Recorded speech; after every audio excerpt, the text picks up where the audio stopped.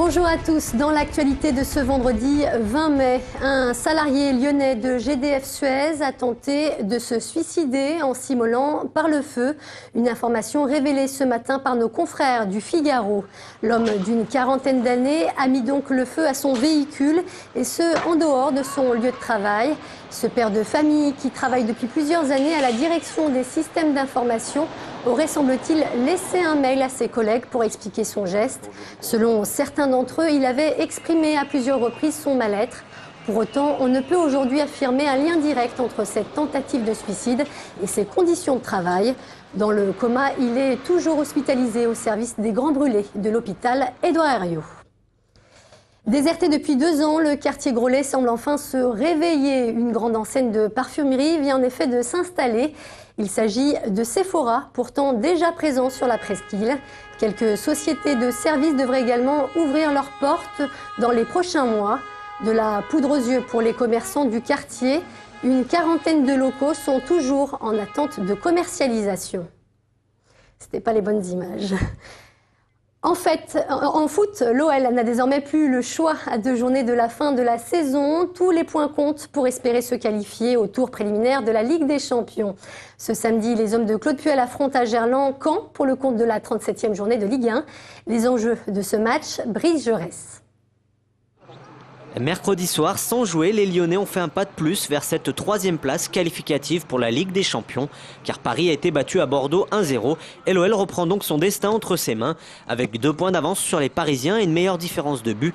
4 points lors des 2 dernières rencontres pourraient suffire, et il existe même un scénario rêvé où l'OL validerait son ticket samedi soir face à Caen, sans attendre l'ultime journée contre Monaco. On est vraiment programmé sur les 2 derniers matchs et pas dans une spéculation qu'éventuellement la différence pourrait être faite sur ce match-là. La donne, pour moi, reste toujours la même. Il faudra gagner nos 2 derniers matchs.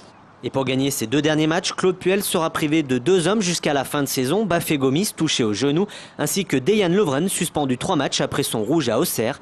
La grande question concerne l'éventuel retour de Lisandro Lopez.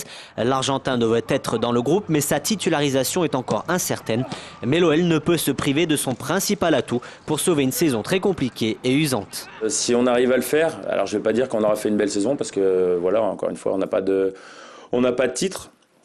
Mais on aura assuré le minimum. Forcément, à Lyon, c'est pas assez satisfaisant, mais on ne peut pas faire mieux. Et le contexte continue d'être tendu, car avant la réception de Caen samedi, le groupe de supporters Lyon 1950 a prévu une manifestation devant le siège pour demander le licenciement de Claude Puel. Je vous en parlais du quartier Groslay, déserté depuis 2 ans et qui semble enfin se réveiller. Une grande enseigne de parfumerie vient en effet d'ouvrir ses portes. Il s'agit de Sephora, pourtant présent déjà sur la presqu'île. Quelques sociétés de services devraient également ouvrir leurs portes dans les prochains mois. De la poudre aux yeux pour les commerçants du quartier. Une quarantaine de locaux sont en effet toujours en attente de commercialisation. On n'a pas remarqué encore beaucoup de va-et-vient dans la rue, car évidemment sur, on va dire, 35 ou 40 magasins qui se sont fermés depuis, ça fait 3 ans. Disons que Sephora est le premier qui se rouvre. Alors on espère que ça va insuffler quand même un petit peu d'air au quartier. Tout le reste est vide. Ça n'a rien changé au désert. Y compris sur des commerces de proximité qui souffrent énormément, comme ceux qui me sont voisins, qui se plaignent tous d'une chute importante de leur chiffre d'affaires depuis 5 ans. On connaissait la fresque des Lyonnais, et bien désormais il faudra également compter sur la fresque des Vaudais. 3 grandes peintures murales terminent actuellement d'être réalisées dans le quartier des Noirettes à Vaux-en-Velin. Un projet qui aura nécessité près de 3 ans de travail et la collaboration de l'ensemble des habitants. Bertrand Frachon. En matière de murs peints, le savoir-faire de la Cité de la Création n'est plus à démontrer. Mais pour ces fresques, 250 habitants de la commune de Vaux-en-Velin ont été associés au projet.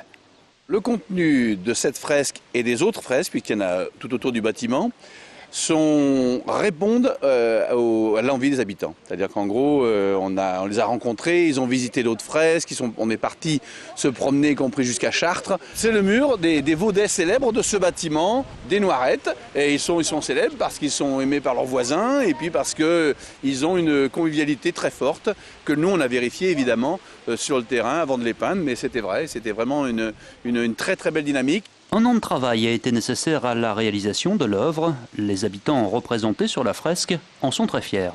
Elle t'a vu la dame Aldo là-haut? Oui. C'est bien là. Bon, peut-être que les gens plus tard diront: ah tiens, c'est Madame Théot. Tu sais, celle qui nous surveillait, c'est ce qui des fois grondait, celle qui des fois nous aidait. Et moi je suis contente. 37 ans que j'habite le quartier, une ancienne élue, entre parenthèses, qu'on découvre nos Noirettes mieux.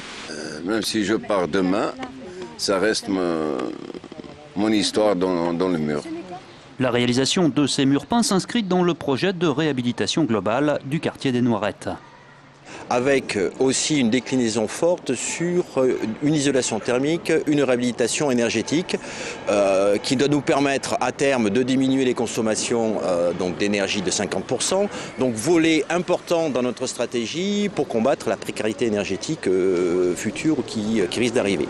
L'inauguration de cette fresque est prévue le 14 juin. Et c'est la fin de ce journal. Rendez-vous avec l'info dès 17h pour le 3 minutes chrono. Très bon après-midi sur TLM.